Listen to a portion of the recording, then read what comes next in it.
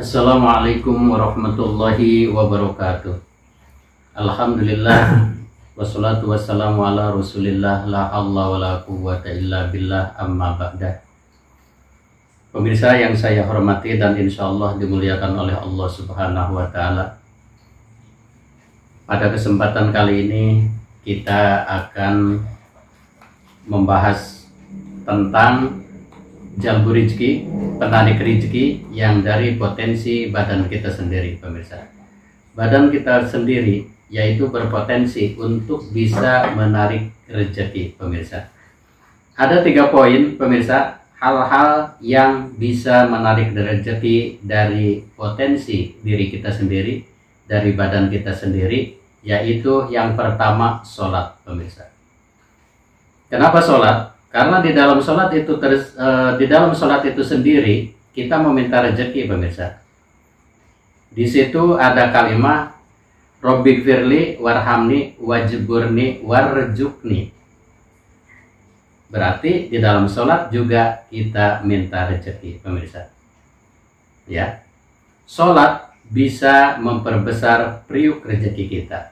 Kalau kita pengen rezekinya besar, pengen rezekinya banyak, kita harus memperbesar dulu priuk rezeki kita. Dengan apa? Dengan rajin melaksanakan sholat. Pemirsa, yang pertama adalah sholat 5 waktu. Sholat 5 waktu tepat pada waktu. Pemirsa, jangan sampai sholat duhur, ya, sholat duhur jam 1:30, ya, sholat asar 4:30, ya. Usahakan sholat di awal waktu, tepat waktu. Pemirsa, dan usahakan juga sholat berjamaah. Semakin bagus sholat kita, semakin bagus juga rezeki kita. Pemirsa, kenapa sholat ada kaitan dengan rezeki? Karena rezeki yaitu suka, senang kepada orang yang banyak beribadah. Pemirsa, semakin banyak beribadah, terutama sholat, rezeki akan semakin senang kepada kita, rezeki akan semakin mendekat kepada kita. Kemudian sholat-sholat sunnah. Pemirsa, seperti sholat hajat dan sholat tahajud, juga di pagi harinya kita melaksanakan sholat duha. Sholat duha sudah jelas di situ isinya rezeki semua. Pemirsa, ya, yaitu di situ doanya, yaitu ya Allah, kalau rezeki saya jauh, dekatkanlah ya Allah. Kalau rezeki saya masih di atas langit, turunkanlah ya Allah. Kalau apabila rezeki saya masih di dasar bumi, tolong munculkanlah ya Allah. Kalau rezeki saya haram, halalkanlah ya Allah. Kalau rezeki saya kecil, besarkanlah ya Allah. Itu jelas-jelas meminta rezeki. Pemirsa, jadi 3 poin pemirsa, hal yang bisa membuat rezeki itu mengalir deras kepada kita, yaitu poin pertama adalah perbaiki sholat kita, laksanakan sholat kita dengan khusyuk, sholat kita dilaksanakan dengan sungguh-sungguh, laksanakan secara berjamaah dan di awal waktu. Pemirsa, dan usahakan di dalam sholat duha, ya, usahakan 6 rakaat. Pemirsa, 6 rakaat 3 kali salam. Setelah 2 rakaat, ya, 2 rakaat salam, kita berdoa, berdiri lagi, laksanakan 2 rakaat lagi. Setelah 2 rakaat, kemudian kita berdoa lagi.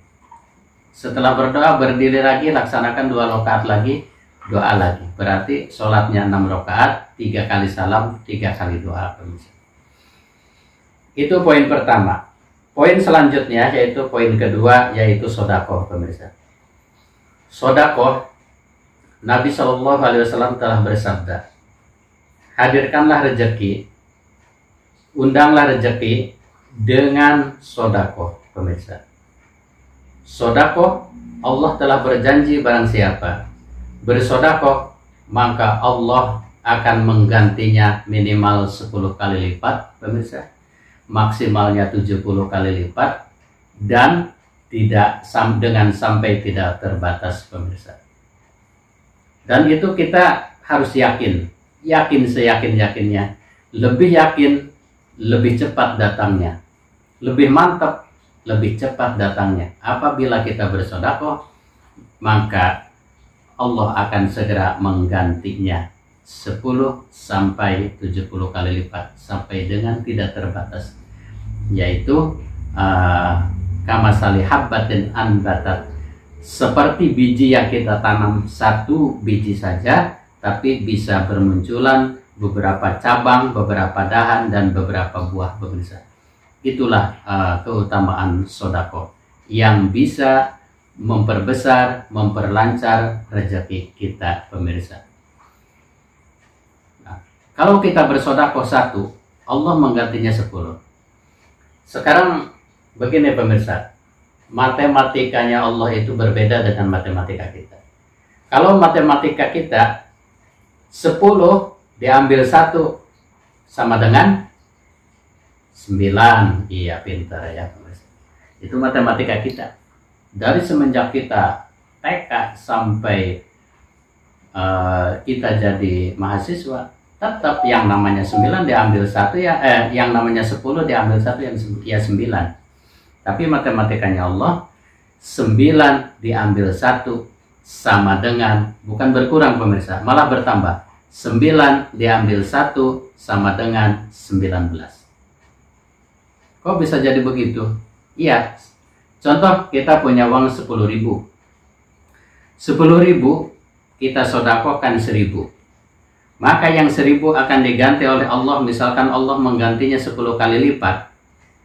Ini yang 9 masih tetap, pemirsa. Yang 1.000 dikeluarkan, Allah ganti 10 kali lipat jadi 10.000. Tambahkan kepada yang 1.000, yang 9.000 jadi 19.000, pemirsa. Jadi bukan berkurang, malah makin bertambah.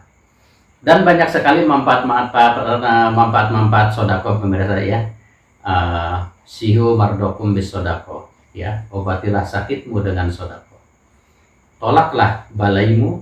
As-sodako tutadbaul bala. Sodako bisa menolak balai, bisa menolak bahaya, bisa menolak kecelakaan, pemirsa. Itu poin kedua, sodako, pemirsa. Selanjutnya poin ketiga. Poin ketiga adalah hal yang untuk bisa mempercepat kita menjadi kaya raya, pemirsa ya. Katakanlah kaya raya, gitu. Karena bagi Allah hal kaya raya itu banyak harta, ya, rumah megah, sawahnya banyak, mobilnya banyak, itu adalah urusan sepele, pemirsa ya, gitu. Bukan apa-apa, itu urusan sepele, gitu. Tapi kita banyak yang kesulitan, pengen sekali kaya tapi tidak kaya-kaya, gitu, pemirsa ya. Karena kita yang menjalaninya. Padahal semua orang itu berpotensi untuk kaya. Ya, kalau kita bisa melaksanakannya, pemirsa ya, maka kita semua tidak ada yang miskin, pemirsa. Pak Ustadz, kalau semua orang bisa melaksanakannya, hal-hal yang bisa menarik rezeki, baik itu dari wiridan, dari sodako, dari ibadah kita, lalu semua orang bakal jadi kaya raya dong, Pak Ustadz. Gitu. Iya, gitu. Nanti kalau tidak ada orang miskin, kaya semua gimana, Pak Ustadz? Yang penting bukan kita yang jadi orang miskin, ya. Dunia ini kan ada berpasang-pasangan, ada miskin, ada kaya. Jangan kita yang jadi orang miskinnya, pemirsa. Gitu. Kita harus jadi orang kaya. Oke, setuju. Poin ketiga, pemirsa. Poin ketiga adalah menghindari hal-hal yang dilarang agama. Menghindari dosa-dosa besar seperti korupsi, ya, itu merugikan negara dan rakyat. Kemudian riba ini dosa paling besar, pemirsa. Riba itu dosanya adalah sama dengan berzinah dengan ibu kandung sendiri. Berzinah dengan ibu kandung sendiri sama dengan membunuh 70 nabi. Ya, ingat, 1 korupsi, 2 riba, 3 berzina, yang suka jajan tinggalkan, gitu.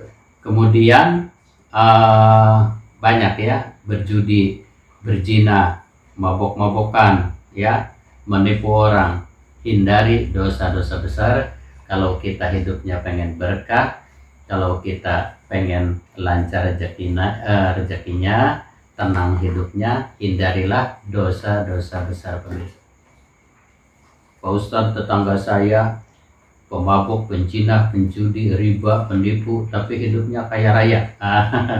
Itu beda pemirsa. Itu istijrad. Apa istijrad itu? Istijrad adalah siksa yang dibungkus dengan kenikmatan. Itu tidak aman pemirsa ya, tidak aman.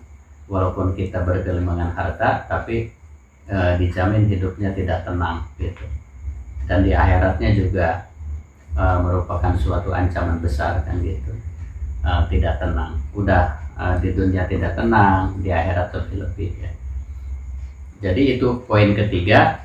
Kalau kita mau tenang hidupnya, mau banyak rezekinya, hindari dosa-dosa besar seperti menipu, korupsi, berzina, memabuk, riba ya.